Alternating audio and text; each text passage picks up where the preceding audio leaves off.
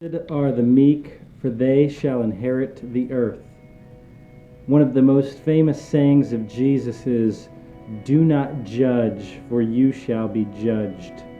What some people don't remember comes after that is the saying that first you must remove the log that's in your eye before you can remove the plank that's in your brother's eye. Jesus isn't saying that judgment will never happen. He's saying before you cast judgment on someone else, throw out your opinion, make your conviction known. He says, look at yourself first. Before you go external, look internal.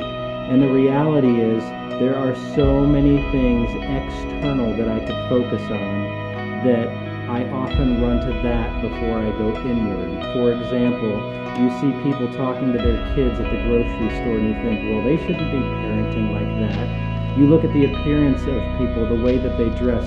Can you really wear pajamas here? These are silly examples, but sometimes you see the color of people's skin. You see the way that folks adorn themselves, do their hair, have tattoos.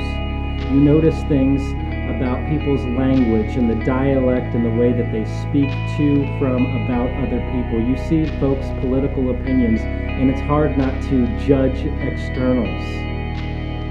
But Jesus says, look internally first. In fact, there's another story that Jesus gives. He puts two people together in a scenario of prayer. The first one is self-righteous, and he starts listing off his accomplishments to God. I'm so glad I've done this, so I'm not like that unrighteous person. And then Jesus presents the second person, and he says, there was a wretch who stood before God, beat his chest, and said, Lord, have mercy.